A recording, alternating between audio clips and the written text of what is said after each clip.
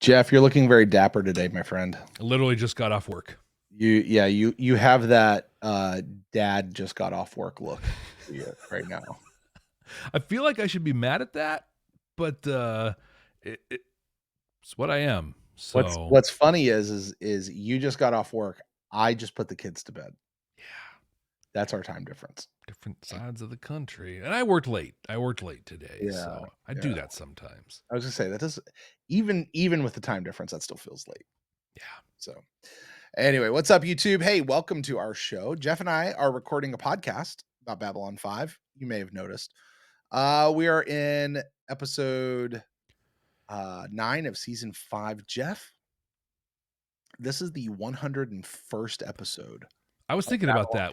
First time. We did not make the big deal last week that we should have 100 episodes. Yes. To be fair, it's not the 100th episode of Babylon 5. It's the 100th episode of Babylon 5 for the first time because we've added in season recaps and the gathering. The gathering. Yeah. So I don't know how far off we are. I don't really care from the production number, but for Babylon 5, we're here.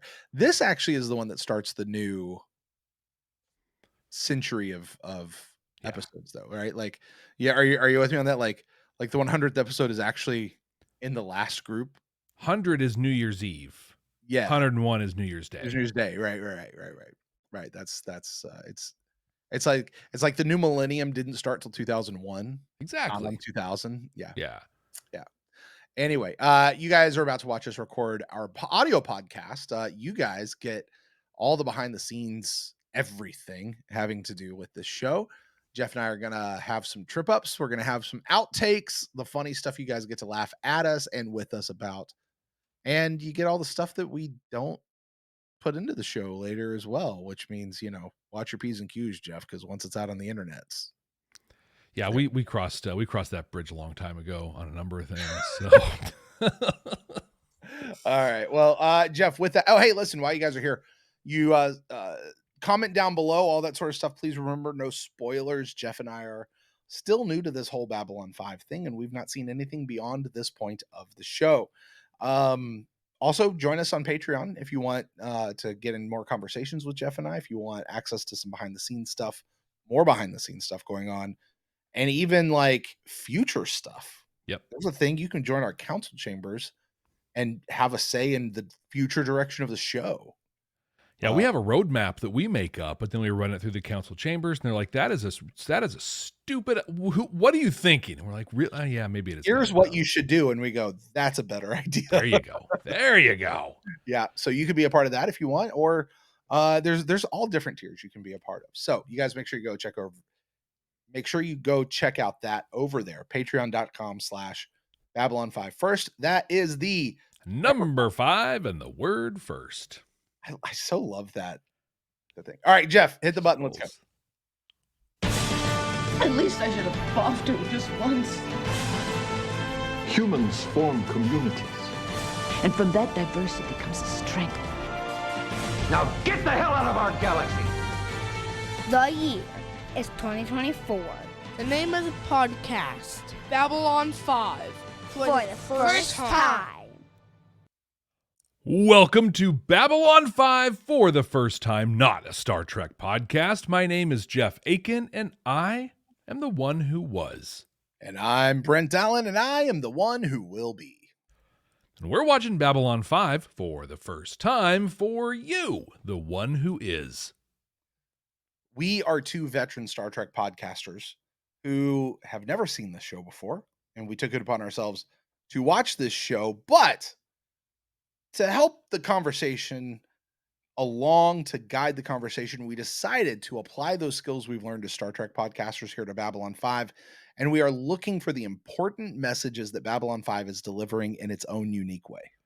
It's really the Babylon 5 messages that we're looking for. Used to be the Star Trek messages, now it's the Babylon 5 messages. And this isn't a Star Trek podcast, and so we play a game called the Rule of 3. That game limits us to no more than 3 references to Star Trek per episode. That's it. 3. 1, 2, 3. No substitutions, exchanges, or refund. Yes, and just to be clear, that is 3 references total Oh. not each. And if we make one of those references, the sound you're going to hear is... Gotta love it. Yeah. Because as we say, while we are definitely not a Star Trek podcast, because it's in the title, those references are bound to slip in or be jammed in, however you want to look at it. And this is just part of the game we play to have fun while we record. You know what else we do to have fun while we record, Jeff? What's that? Well, at the end of the show, we take a chance to predict what next week's episode is going to be about based on title alone. This is the spot of the show, Jeff, where we look back at last week and try to see how right we were. And it is time to pay the piper. Yes, time to pay the piper. Jeff, what did you say this episode in the Kingdom of the Blind was going to be about? And we'll talk about how close you were. This is going to be the first shots fired in the telepath war. Byron's going to go public with his manifesto and the demands that will start drawing the battle lines. I'm going to give you 40% on this one. Yeah. Because if you say first shots, the whole thing where they're going and getting people's secrets and then holding that like to extort them over the whole deal. There wasn't really a manifesto, but there was definitely demands. So yeah, you were in that vein. I'm going to give it to you 40%. Nice. What'd you think? Well, I said that it was definitely time to get back to the telepaths. I said Byron would be solidifying and consolidating his power, and the Kingdom of the Blind was sort of a metaphor for the telepath group. But mostly the episode would just be about him gathering power, bringing more and more telepaths to the station, and the Babylon 5 authorities are going to regret allowing them to stay in the first place. I think I'm in the same 40%-ish range because he definitely was, I wouldn't say gathering his forces, but bolstering them. And the station leadership is definitely regretting their decision on this one. Mm-hmm. Not bad. Well, Jeff, that's what we thought the episode was going to be about. But for the folks who are listening at home who maybe didn't watch this episode before listening to us, or maybe they've never seen the episode ever, why don't you take a few moments and tell us what the episode was actually about? Citizen G'Kar, become Orator G'Kar, has now become Servant G'Kar, leaning all into his role as Londo's bodyguard because we are finally on Centauri Prime. And while the war is over, the Narns have been liberated and Cartagia has been killed, things really aren't all that different at the royal court. Everybody's still racist as ever, and intrigue is the name of the game. Some pompous minister even offers G'Kar the guard that whipped him for Cartagia. G'Kar was the bigger man, though, and released the guard. But all of this to say that things are no bueno back home for Londo. And they honestly aren't so good back on Babylon 5 either. Unknown ships are attacking Alliance shipping lanes with military precision. Not raiders, mind you. They're blowing ships up, cargo and all. No survivors, no witnesses. We hear a lot of hemming and hawing from Delenn and Sheridan on this, knowing that the Alliance worlds will be upset when they hear about it, but we don't really get any of that. Just their gnashing of teeth and a very clear power differential between Earth and Minbar and the other Alliance worlds. Now, what's shocking about these attacks that we learn at the end of this episode is that it's Centauri ships doing the attacking. But how could this possibly happen? I mean, the Centauri are still focused on their hubris and their racism. Plus, they have the strong leadership of their regent emperor. Or do they? Seems he's been drinking a lot, and he was a teetotaler when Londo last saw him. He wanders the halls, mumbling, and even asked a guard to kill him this one time. After some palace intrigue, Londo finally meets with him face to face. He's hard to understand, speaking almost in riddle and half statements. But ultimately, I think he's trying to tell Londo that they like him and think he has a lot in common with them. Soon he'll understand, but until then, he should live life to the fullest, because pretty soon he won't be able to. On his way to that meeting, a minister tried to kill him, but some alien that I don't think we've ever seen before somehow stops the knife and hurls it at that minister, killing him.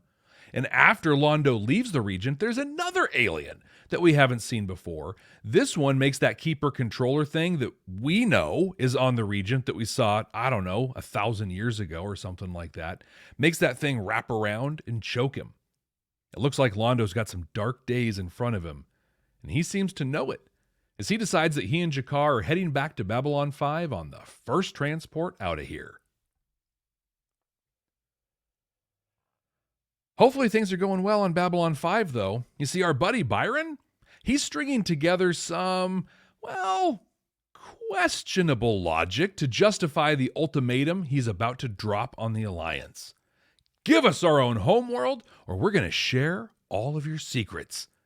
Just as Sheridan is considering actually making the deal, some of the telepaths decide to show them they mean business, and they attack some Drazi. Byron and the Teeps that are choosing to stick around seal themselves in their little chamber, while Zach gets on a loudspeaker giving them one last chance to be reasonable, turn themselves in. I don't think that's going to happen, though, as Byron tells Lita that he's going to have to ask something really big of her to get them through this. Brent, what did you see in the Kingdom of the Blind? Jeff, this was an episode that sent me through a range of emotions. Yeah. The first emotion was apathy.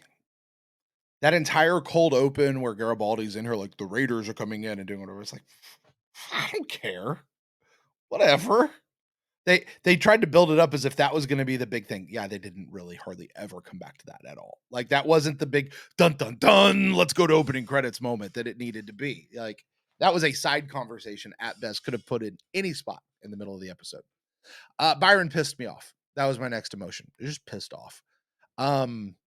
We'll talk about this a little bit more later. Every single one of the presuppositions that he was using were wrong, which made his entire logical flow incorrect and wrong.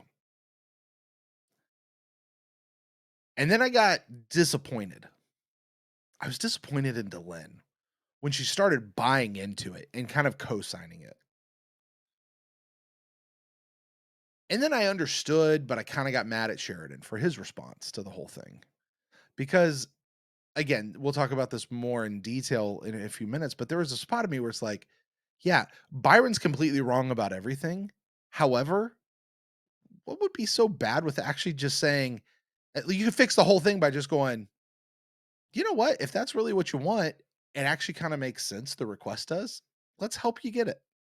Let's work through the proper channels and actually help you get it, because it makes sense. We should do that rather than just shutting it down. So, oh, you're too far out of line. Byron was out of line when he said, I'm not going to talk about the thing I said I was going to talk about. That's when he was out of line, not for what he actually said. Anyway, so there was those emotions, and then there was the Londo stuff. And the emotions for the Londo stuff were, this is compelling. This is the storyline I want to see. This is where I want to go. And my God, I really, really hope that this is not leading us towards what we saw in the War Without End. Because what we've known since Signs and Portents is the future is not set in stone. The future can be changed. And I desperately don't want to see Londo drunk with an eyeball on his neck, although I'm sure that's where it's going, telling Sheridan of how bad he is and blaming stuff and just doing that to get him out, and then sacrificing himself at G'Kar's hands and they choke each other out. Like, I want that to not be where this is going. Range of emotions, Jeff. Range of emotions. But really, if every episode was just about Londo and the Centauri from now on, I'd be great with that. And just jettison the whole Byron thing. Because I just hate it at this point. How about you? I loved that this was almost a direct answer to our conversation 2 weeks ago, right? Jakar Almost as doesn't. if last week's episode should have been viewed not last week. Yeah. There's a few little weeks bit early. that justifies that viewing order thing. We're not going to talk about viewing order. No. But we talked about who pays, right? And Jakar doesn't want to punish the guard who whipped him, not anybody, because those deserving of punishment are already dead. I loved that we got an answer to a thing we spent a lot of time talking about. Like you, I loved the stuff on Centauri Prime. It felt like we were watching Babylon 5 again. Yeah. The stuff that was not happening on Babylon 5 felt more Babylon 5 than the stuff that was happening on Babylon 5. Totally. Tweet that. Jeez. But these are the threads that they left laying around back in the 4th season that we've been waiting this whole time for them to pick up. We know that the Regent has this controller guy on him. We're pretty sure Londo's going to have it too. We know that the Dark Minions, based on War Without End, right? We know they're going to lay waste to the planet. We're seeing the seeds get sown for that. But just like you said, and again in War Without End, Signs and Portents, War Without End, they showed us that the future can be changed. We saw a future, Babylon 5 getting blowed up back in season 1. And then in season 3, we saw Ivanova, freaking out and the station about to blow. We saw all that happen, and none of it happened. So there's hope. There's hope.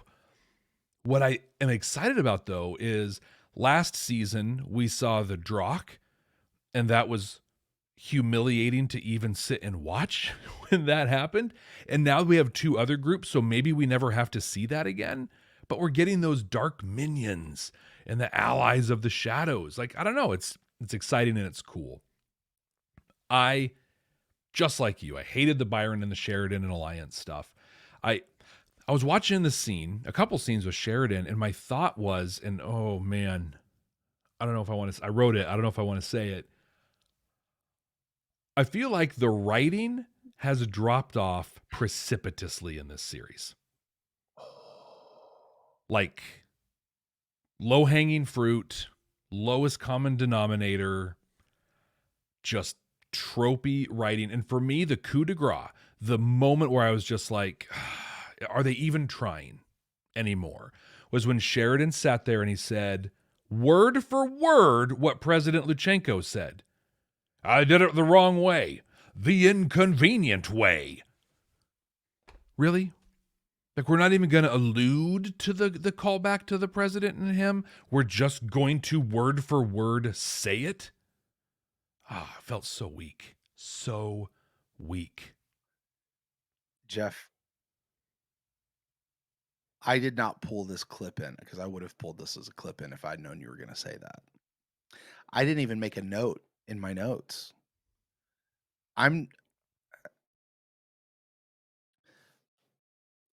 Full disclosure, we are recording this about an hour after I watched the episode. Yeah. Like, this is back to back. I've only ever seen the episode once. I just watched it. It's the way the week's going for me. I haven't even edited the Brent Watches video yet. So this part might not even make it into the YouTube version. So it's very possible the only people who have seen this part are the people who have seen this on YouTube or on Patreon, who get the unedited behind the scenes version. I said the same thing. Really? I did. Because I was like, this feels like a sin to say, but is JMS even trying? Yeah. Right now? It doesn't feel like he's even trying with this whole thing. Like, some of the writing, some of the stuff has just been so bad. And I feel dirty saying that because we hold JMS in such high regard. Yeah. 4 seasons of brilliance. I mean, brilliance. And I haven't had the words, and it was the moment those words came out of his mouth where it just hit me, and I'm just like, exactly, is he even trying? Are we just phoning this in? Yeah. It just doesn't, I don't know what to make of the whole thing. Like, the only thing is he's trying to put the pieces in place, move the chess pieces around so that he can deliver this big punch in the back end of season 5. That's what I'm hoping for. Yeah. My hope feels like it's getting dashed on the rocks as each day goes by. It's dwindling fast. We're almost halfway through the season. Yeah, I know. But I think, there's a lot of season left. That's a lot of season left, but still, I'm with you. I think, and I had this in my notes here, 'cause we can kind of pivot from this into the conversation, but it's more on just this week writing, because I think he had this idea of the telepath war and what it was going to be. And I think it involved a group of telepaths coming to Babylon 5, wanting a home world, looking for some sort of a retribution. I think those core fundamental story pieces were there for him. But I don't know if it was the timing. Can I finish that statement for you? Yeah. But once he started fleshing it out, it just didn't work. He had the idea, sounded really good. Once he started fleshing it out, it was just like, yeah, it doesn't really even make sense. It doesn't make sense at It all. just doesn't make sense. But he was pot committed at that point. You know, he talked about it in the 4th season. It was two of the segments in Deconstruction of Falling Stars were around this decision to bring the telepaths on board. So yeah, I got to keep moving with it. But I just breaking the whole thing down. Vorlons created telepaths over centuries of genetic manipulation to fight their war.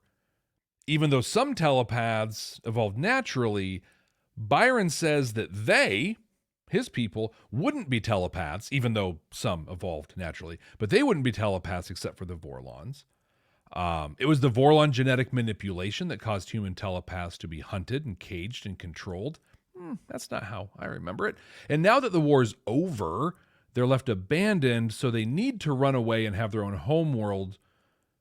It doesn't, nothing in that holds up at all. In any way, he contradicted himself in his own logic thing. And then he's like, so we're going to go threaten them. We're going to lie to them, but we're not going to have any violence. And the rest of the telepaths are like, the hell we ain't. Right? We got clubs over here and everything. It's ridiculous. I'm done with this telepath thing. And what really disappointed me was when Delenn was like, yeah, they did do this. And they did create this for our war. And they were created. I'm like, no. Okay, stop. Let's talk about what the telepaths really are. And this is true of every situation out there. Let's just assume they're all partly created by the Vorlon. You know what the telepaths are? They're not a species unto themselves. The human telepaths are humans. The Vorlons gave humans, who were going to be a target eventually of the shadows, a means to defend themselves. That's what happened. Not to go fight their war and be cannon fodder and all that crap. No. That's not what this was. This was, they seeded these telepaths through the galaxy because it's not that they were fighting against the shadows. Remember what the whole conflict was between the shadows and the Vorlons, which maybe we should give Byron a little bit of credit here, Jeff. Byron doesn't know what the whole Vorlon shadow thing was really all about. That's fair. Because what the Vorlon shadow thing, it was about how they wanted to help the other races develop. It wasn't, we're fighting just because we're pissed off at each other. It's, they both had a similar mission and just two different ideas of how to make it happen. And was one really more right than the other? That's what their whole deal was. And Byron doesn't know that. He doesn't understand that. But Delenn does, like you were saying. Delenn does understand that. That is why I'm so disappointed in her. And I think what the Fall of Night taught us through Sheridan, Lorianne, was this wasn't our war. This was their war. They've been fighting over millennia and pulling people into, and it was Sheridan having the leadership to say, we're not playing ball anymore. Like it was never our war. But now it is, or it was. And so like Delenn's reasoning falls apart on this too. She was in the space. Like she was there in that thing telling them to take a hike and go fight your own war and leave us. We're not playing anymore. She and Sheridan were doing that. But then here, well, yeah, maybe. No, maybe. No, not at all. I think we're saying the same thing. We're just using different words that sound like they're saying the opposite pieces. Oh, I'm agreeing with you with what I'm saying. That Delenn was Yeah. as mad as I am at Byron. I didn't think of it. I can totally subscribe to what you're saying. He only knows the propaganda that he's been fed, or the stuff he's heard on the side. Delenn knows it all. Yeah. But I mean, what I'm saying, even with the Shadows and the Vorlons and their whole war and what that was about, it really wasn't a war. It was how each side wanted to help people in the universe evolve. Grow. That's all it was. And they just had two different ideas. They eventually got into a fight, and they'd had several fights before, but it's because the people were the ones who were responding back. The Vorlons came in and helped the people fight. The Vorlons didn't do the fighting as often as much as they helped the people learn how to fight. Like, to me, that's more of an equivalent of, hey, these people are coming in to raid us and do something that we don't think is, or these people are going to go raid these other people over here. So we're going to go teach them how to fight. We're going to prepare them how to fight. We're going to equip them and give them the weapons that they need in order to make that fight over there. That's more of what I feel like the fight has been over the millennia. And eventually the Vorlons just flipped their lid and said, fine, we're going to go fight ourselves. And then we got that whole thing in, the end of the age or whatever. Yeah. So I think it would have been better. Literally in the Fall of Night, there could have been one single scene in that episode over a season ago that would have lent a little bit of this. Show us a group of telepaths, ideally a multiracial group. So Minbari, maybe some Centauri, but mostly Minbari and humans in there. Show them like in a room on a white star and doing telepathy, and watch one or two shadow ships crumple, but then like watch them bleed from their eyes and noses and drop down. Like show that they sacrificed themselves in that conflict in some way. But what we know literally is Sheridan went out and did a test with Lita and Bester, and they said, wow, we have a secret weapon. And that was the end of the story. So like really what Byron's mad about isn't even fighting someone else's war. It's being used in one test scenario and then being held at bay. Mm-hmm. And then we use the other ones for the Earth Civil War to end the Civil War. But again, even with that, those telepaths were humans. Yeah. They're just genetically modified humans. You're still a human. It's still your Civil War. The Shadows and the Vorlon are still coming for you. Like it's not like you're just ants in the game being which I know is what Sheridan was trying to say. Like that's what it became in the end. Mm-hmm.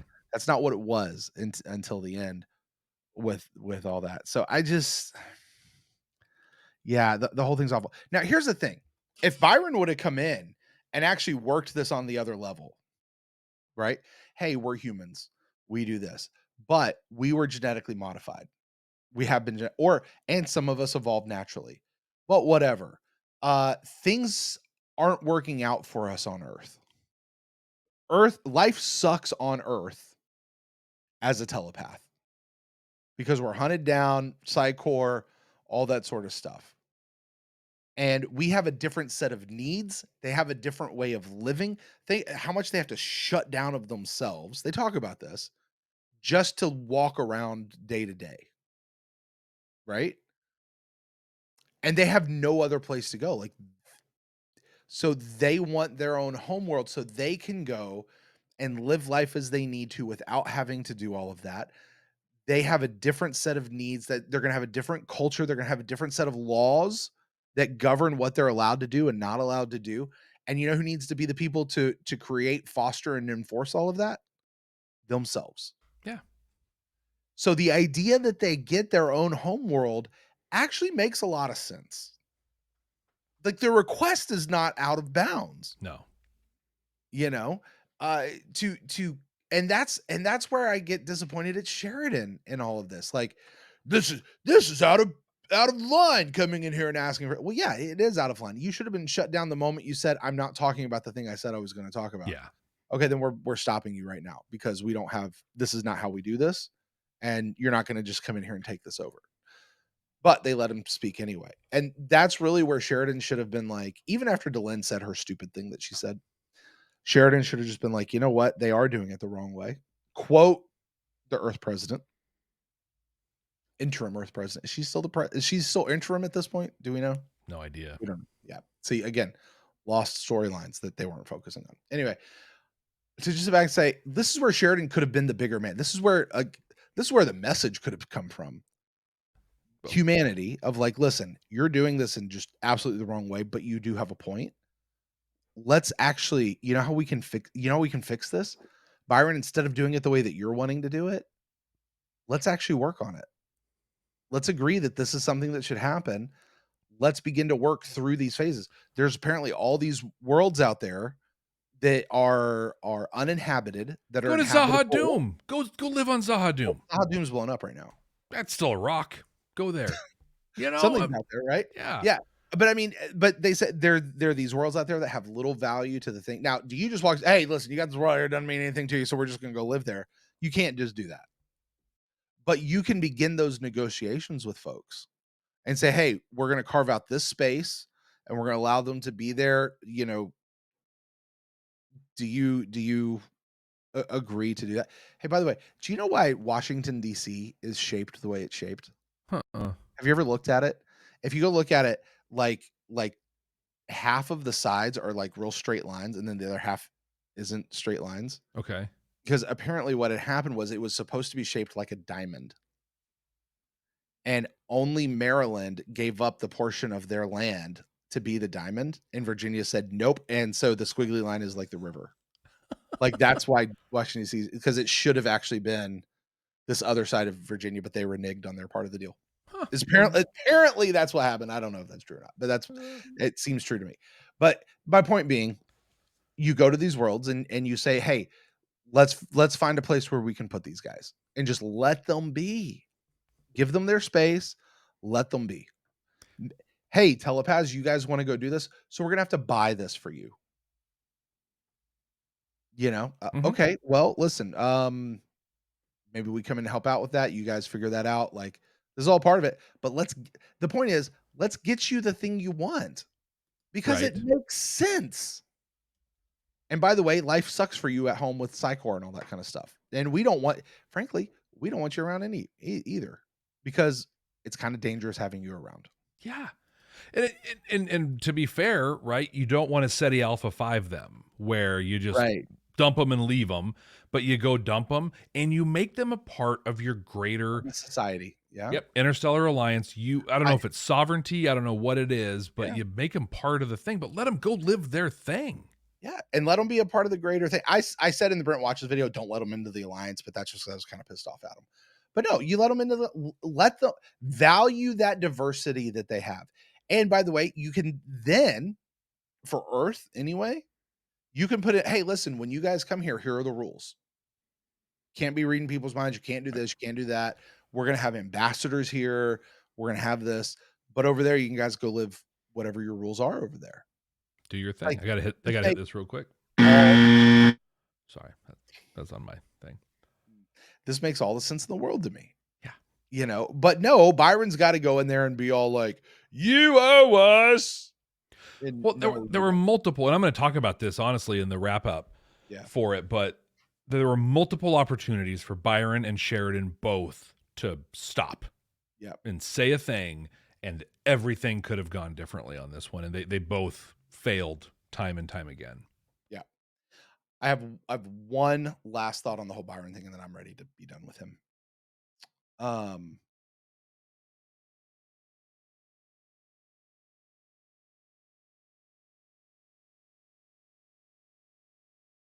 Well, I guess two. Byron's trying to be like Gandhi, and he's really bad at it. So bad. He's so bad at it. He says this one line. He's like, the longer it takes for them to reach us, the more chance we have to negotiate. Dude, Byron's not trying to even negotiate in the first place. He's trying to extort. Yeah, he's trying to an ultimatum, and he's pushed him up against a wall. And no, they're not going to be easy to negotiate. There's no public sentiment that's going to go your way. You have painted yourself as the enemy. Yep. Period.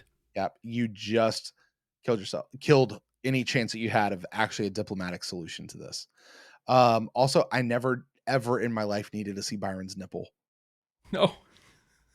I'm sorry. I just didn't. Okay, here's what I was really gonna say. Byron talks about being grown in a laboratory and yeah, or he has that idea. I don't think he said those exact words, but we were modified, we were changed, we wouldn't be here and this and that. There's a phrase I say. I think I've said it on the show before, maybe not, but if not, I'm gonna bring it back because it reminds me here. Byron's being offended. He's choosing offense. And here's the thing: offense is chosen 100% of the time. Yep. Think about it. Offense is chosen. It never just happens to you. You never just go, oh, where'd that come from? I got offended. No, you hear something, you think about it, you go, wait, what? Oh, I am offended. You thought about it, you rolled it through your head, and you made a choice to be offended. If you make a choice to be offended, you can also make the choice to not be offended. Byron is choosing offense here. He's picking it. And it's leading to, honestly, a really bad decision that should doom any chance of actually accomplishing the goal that he wants to accomplish. He's choosing opposition, right? And oh man, this is probably a really bad. I know this is a bad example for a lot of our viewers and listeners out there, but it's so on the nose. And I think about all of the union negotiations that have gone on in the last year that have not gone well. And there's some of them that have not gone well because, well, management or whatever, legislators or whomever the deciding bodies are just not showing up and playing ball, board of directors, whatever. Like most of them are that. Mm-hmm. But there's a handful where the union and the management sides actually want the same things. It's just negotiating out the details of it. And one of the two sides, if not both of them, decide, hey, instead of coming together and talking about this and working through it, we're going to oppose this proposal that's been made. We're going to fight. When we fight, we win. Like, that's a chant I've heard over and over. I heard it with my employers. They were outside our state capitol. When we fight, we win. And it's like, no. When you fight, someone loses and the other person doesn't lose. No one's necessarily winning. What if we worked together? What if you, to your, like, I love your the example there. What if instead of choosing offense, you chose collaboration? Yep. It's a choice. Yep. Yeah. Yep. Oh, a lot of frankly, this is where the Star Trek message is needed. Is here. Yeah. This is the message that needs to be delivered. This is why we need Star Trek and what Star Trek teaches us, which is we're going to work together to make this happen. Yeah, and spoiler alert, we are going to talk about this in the Babylon 5 message part of this episode but from a different perspective. There you go. I like it. I don't have a lot on the attacks thing. I'm sorry, one more thing. On the attacks thing? The attacks on the Alliance shipping lanes? It mattered nothing. It mattered absolutely nothing. I before you go to that though, I have a Sheridan note. You know what Sheridan's big mistake was in this episode? It wasn't to allow the colony to exist on Babylon 5, which is what everybody, we never should have let them come. Never should. That wasn't his mistake. You know what his mistake was to withdraw his protection. You think? I think that was a bad mistake on his part. He brought them here. He gave them protection. And without consulting, without warning, without anything, he just says, nope, I'm going to withdraw. Go get them. And that's not okay. And that is the thing that's going to push those telepaths to violence. Is because now they're actually being hunted. You told us we were going to be safe here, and now we're not. And now we actually have to fight back. That's going to be the thing that draws this telepath war and pushes this telepath war to head. It's not that I think Sheridan actually did the exact right thing by allowing them to be on the station. To maybe his reasoning was off. Hey, wouldn't it be nice to have them on our side when stuff erupts with Bester and Psychor? Sure. But here's the thing. Mm-hmm.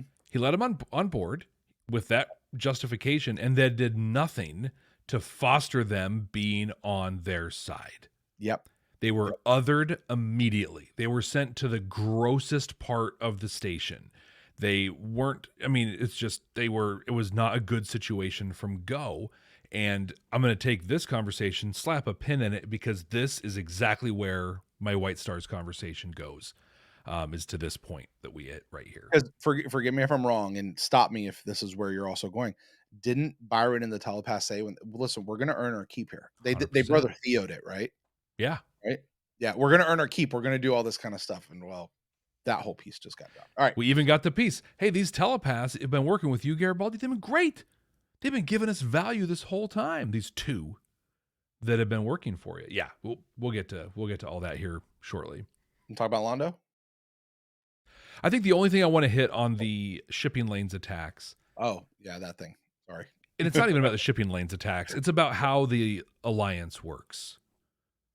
So you've got Earth and Minbar, Mm-hmm. and then everyone else.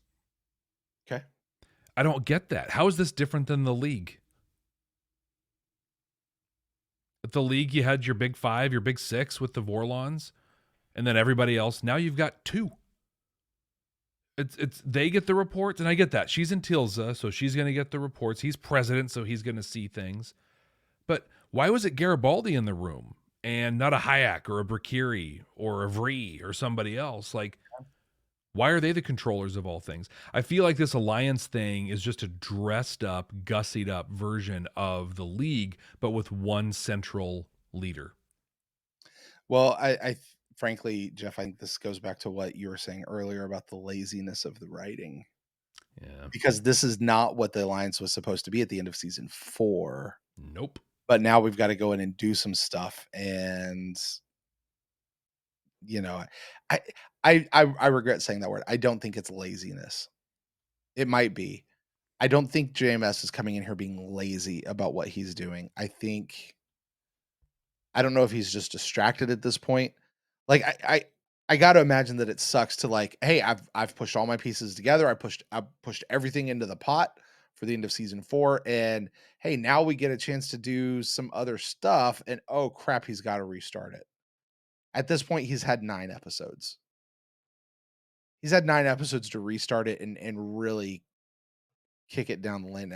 And I know what people are saying out there. Well, he has kicked it down. No, it's not. We're still kind of. If I was, I mean, To make it compelling, like, no. You said it the other day, Jeff. Do what you did with the Minbari Civil War. As soon as you realize that the telepath thing isn't working, give it an episode, wrap it up, and let's move on to another storyline. Because the Londo one is the beast. It's so good. And it started out so awesome with just G'Kar just reveling in the racism. Jeff, let me ask you a question. Do you think that's the part of the episode that JMS actually had fun writing? I think so. And the rest of it wasn't? Like, yeah. You know what I know? Episodes like the last couple, we've seen this in the comments, episodes like the King Arthur one, like we didn't have fun recording those episodes and people didn't really have fun watching them. We didn't bring the energy for some of those, and we haven't in the last couple weeks. I think that's what happened here. JMS brought the energy to these scenes and they were great. The writing had punch. It was witty. Londo walking into the court with G'Kar on his side, and everybody's like, "Oh, you brought your own entertainment. Let's do something where we put him in chains in a cell." And Londo's like, "No, he's my bodyguard." What? Huh. G'Kar just leaned. I mean, I felt like he that whole flight. The whole like transport ride over, he's just like, I'm gonna do this and I'm gonna say this. When he asked that dude what time dinner was, it's so good. The dude playing the Regent, Vendrizi or whatever his name is. I mean, he was a hoot to watch just in the 2 times that we saw him before now. But I mean, drunk Vendrizi is the best Vendrizi. Like, you know, like he is so good at playing this crazy psychopathic makes no sense kind of a guy. Like, you know who he reminds me of a little bit? Hmm. You know who Emo Phillips was? Oh yeah. Like, oh, It's 100% who he reminds me of is Emo Phillips. If you guys don't know who Emo Phillips, he's a comedian that was mostly in, I think, the 70s and 80s, a little bit through the 90s. Yeah.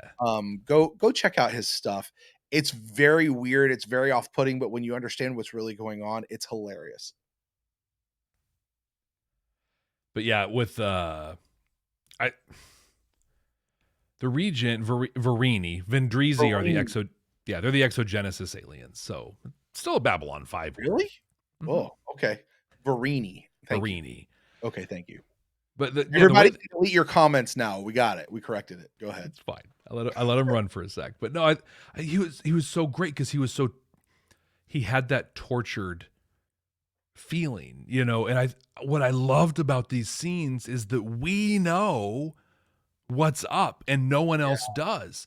And but I think, again, like if I had not watched Babylon 5 until it was on TNT and I popped in at this moment, I know something's up. He kept messing with his shoulder a little bit. He kept looking around the whole, if it was my decision, you would never be hurt and no one would ever kill you.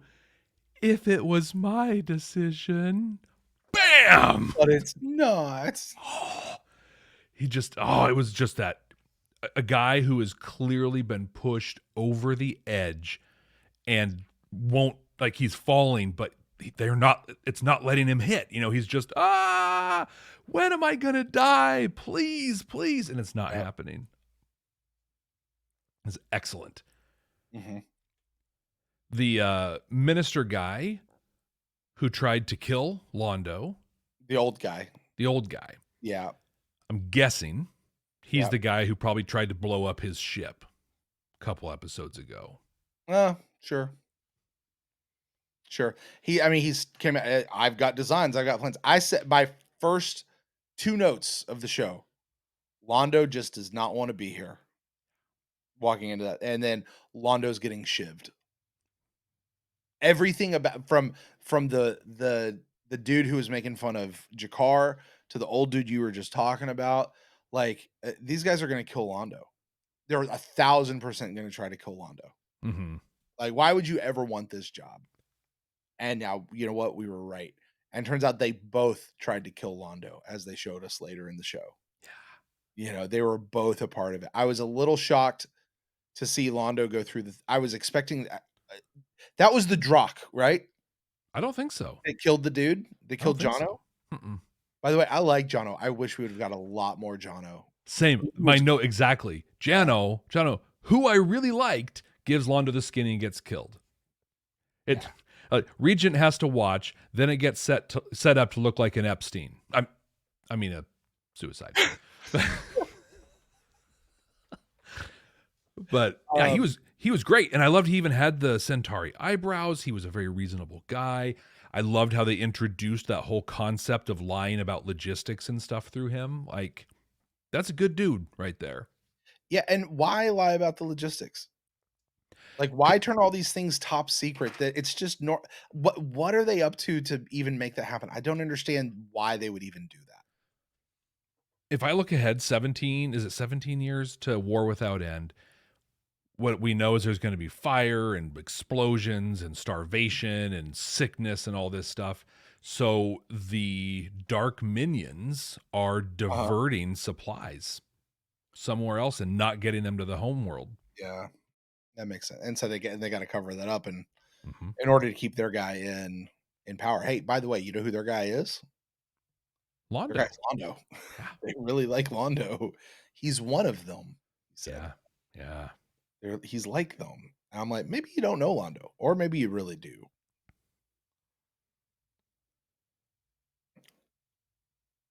What do you think about Jakar?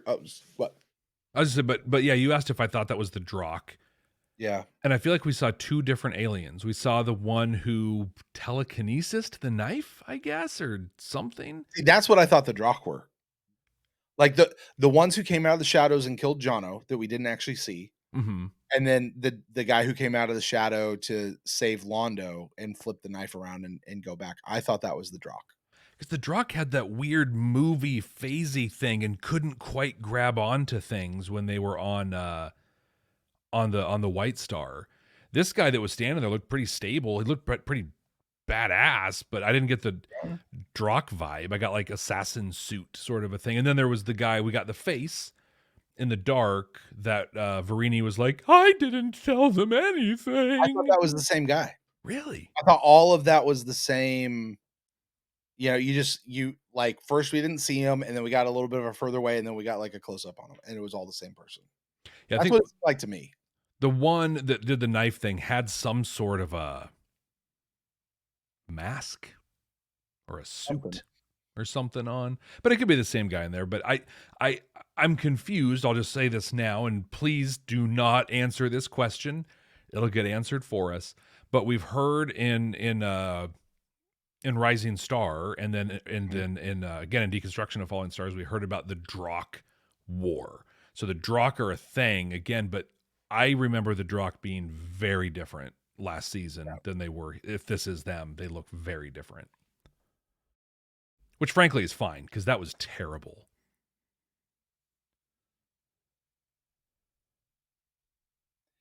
So Jakar. Let's talk about Jakar on Centauri. Centauri Prime? Centauri Prime. Centauri, whatever it is.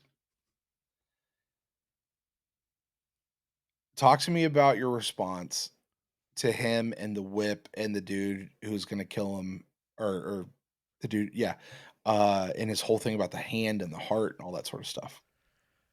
It was beautiful. It was poetic. I feel like it was written at us based on our conversation 2 weeks ago. Just, I mean, how amazing is that, right? Hey, I could whip the heck out of this guy. Might feel kind of good even. He didn't do it. It wasn't him. The guy who did it's dead. He's gone, you know. And so what do we do? And then he gets right in dude's face. I even wrote this one down. Everyone knows the true source of pain is neither the hand nor the heart. It is the mouth.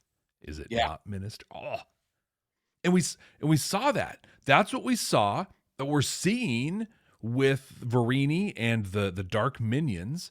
They're causing this pain on Centauri, and it's because of the things he's saying that's happening. We're seeing it with Byron. We're seeing it with Sheridan, Delenn. The things they are saying are causing all this pain and strife. And more importantly, the things they are not saying is causing all of this pain and this strife.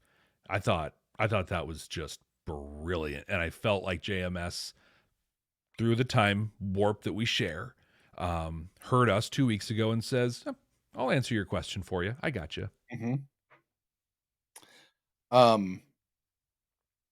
I'm with you. That again, this is the part that it felt like JMS was really paying attention to. The other part was just, it's just annoying. Well, I wonder too if he had this when he wrote that scene, Jakar getting whipped. If he already had the scene in The Very Long Night of Londo Mollari and this scene in his head, like he knew this was going to lead to those two moments.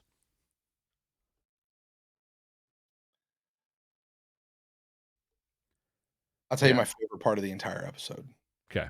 It was a really tiny part, but I loved it. This is one of those parts people would have complained about me missing, and I didn't miss it.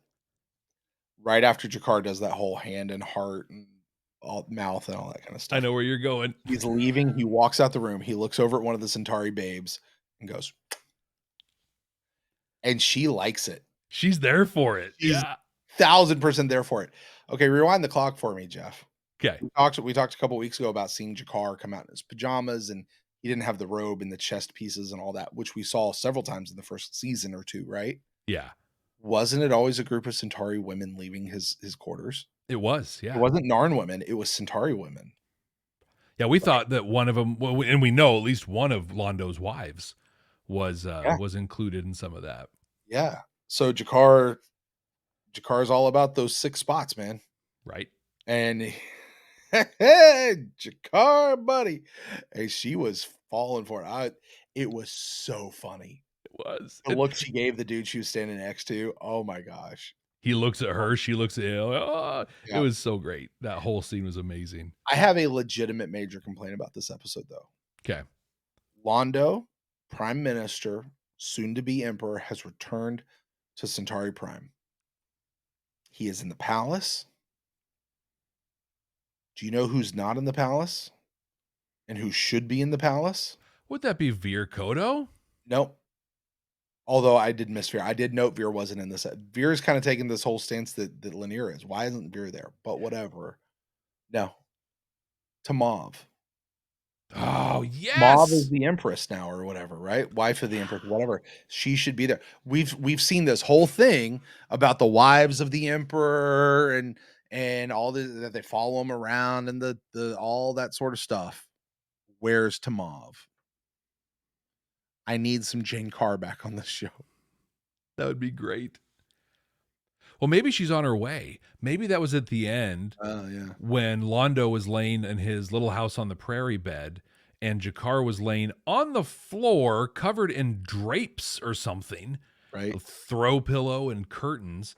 And he's like, I don't want to be here anymore because he felt a disturbance in the force. And that disturbance is Timov making her way to the palace. Is that pestilence, death, famine?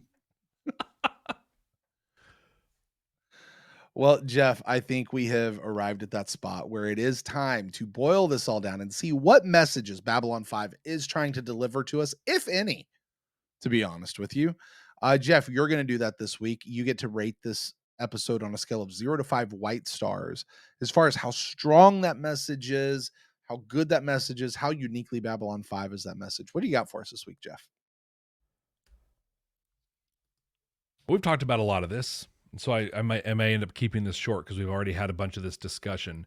But there's a theme emerging here in the 5th season. I think that's a thing we really caught in season 3 with Passing Through Gethsemane. There's a real theme.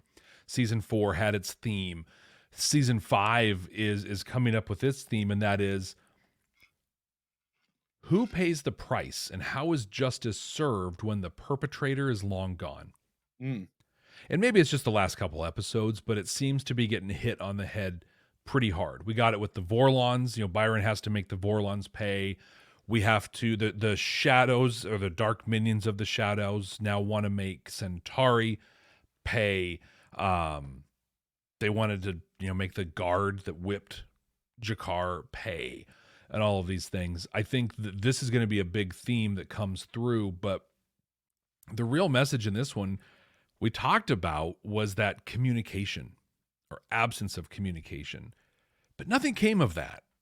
In this episode. There it was. This is what did come from this episode, though. Escalation leads to escalation. Byron went from 0 to 60 in a heartbeat. And for our non-United States friends, those of you who use the metric system, 0 to 115 kilometers per hour. I don't know the math, but we just say 0 to 60 miles per hour. It's a thing. But he went in a heartbeat from like, hey, we're... I think, for the record, Jeff, I think the phrasing would still be 0 to 100 in 3 seconds. Okay. Like that. I think it still works. You just change the number. And it probably would be a number like 100 that makes sense. That is the metric system. Hey, when you get past this number, you're officially going fast. Yeah. This is the line. And getting to that number is a big deal.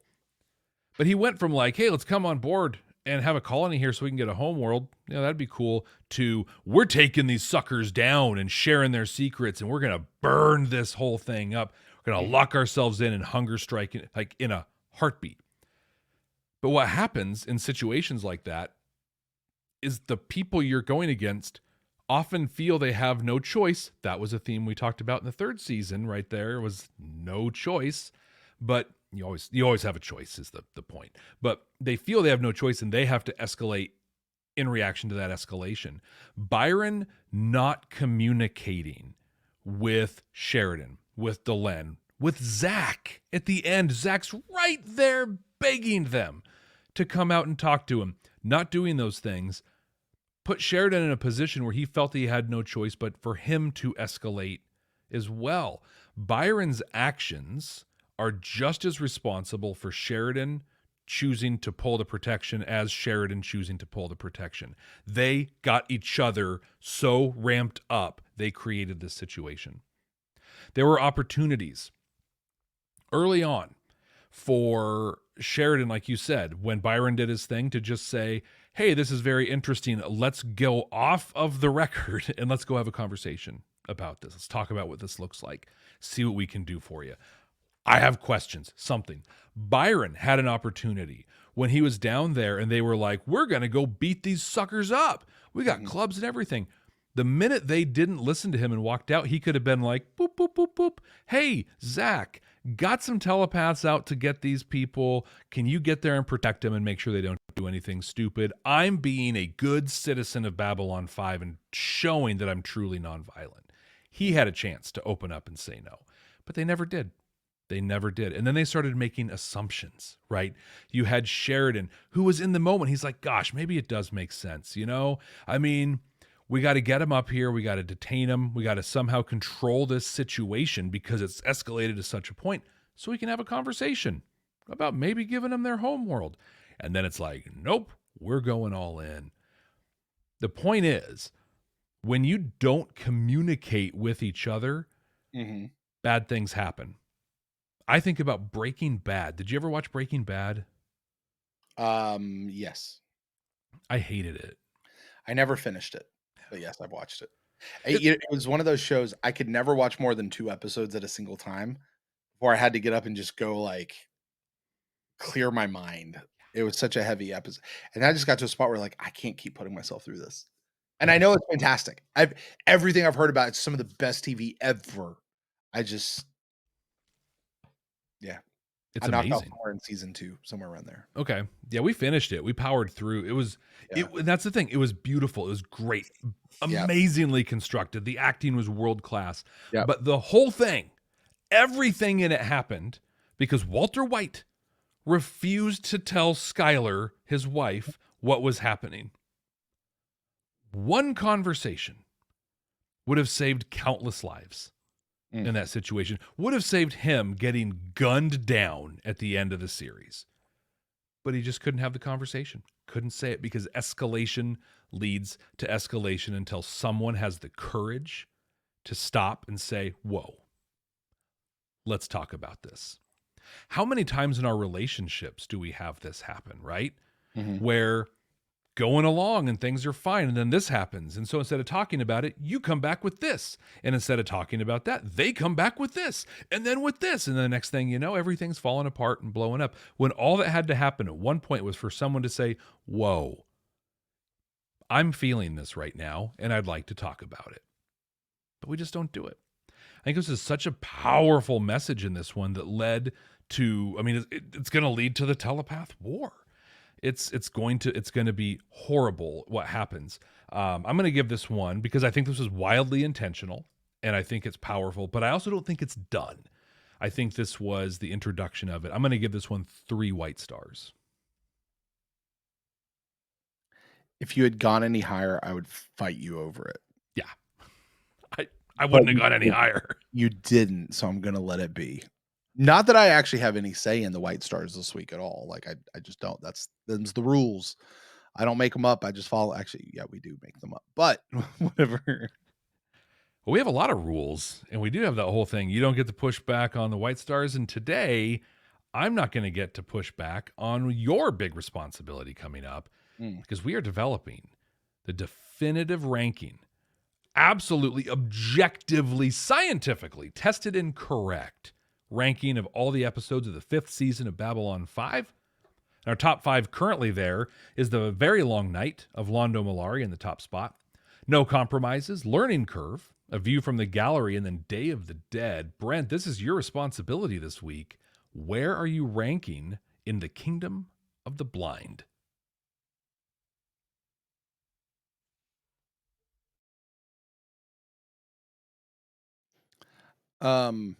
Well, it's not going to crack 1, 2, or 3 because I liked 1, 2, and 3. Agreed. Like for as much as we talk about season 5, and we're giving season 5 a bunch of crap that it totally deserves. uh, numbers 1, 2, and 3, Long Night of Londo Malari, No Compromises in the Learning Curve were good episodes. I liked these episodes, so we're not going to break that. I think this is in the top 5. I think. So really, I'm looking. Do I put it at View from the Gallery or Day of the Dead? I'm just looking at these.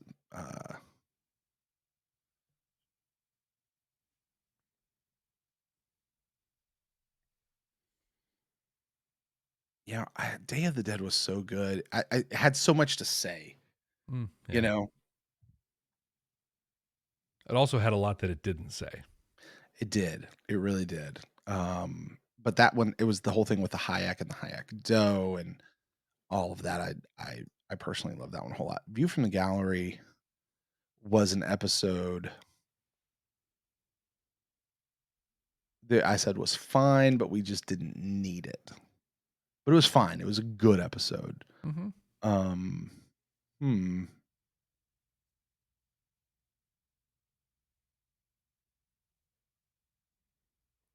Jeff, I take that back. I don't think this is going to crack our top 5. This one is going to slide in right for me, right underneath Day of the Dead. It's right there. It's kind of on the bubble, but I think given the episodes we have there, I'm going to want to watch Day of the Dead before I watch this one again. And but definitely I'm going to watch this one before I watch Paragon of Animals, which is it makes sense to me. It reminds me of a Dr. Mario sort of a thing, right? If you remember Dr. Mario was a Tetris knockoff and you had to have the pills and the colors match up. Yep. So you have to have the bottom half of this episode, which are the telepaths, match up to another telepath episode, which is going to put it well outside the top 5. So there you go. Well, Brent, that's it for the Kingdom of the that's it for In the Kingdom of the Blind.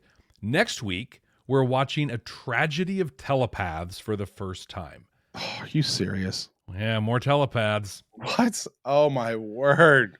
Never seen these episodes before. We only know the title, and you can tell right there. I think the first Brent has heard it. We don't look at thumbnails or anything, and the fun game we like to play is guessing the next episode, what's going to happen in it based on the title alone. So, Brent, A Tragedy of Telepaths. What does it hold for us? You know what? I'm gonna go out on a limb here. All right. The telepaths have locked themselves in the down below area. Like they're in their little thing, their siege bunker, right? Mm-hmm. We saw them do that.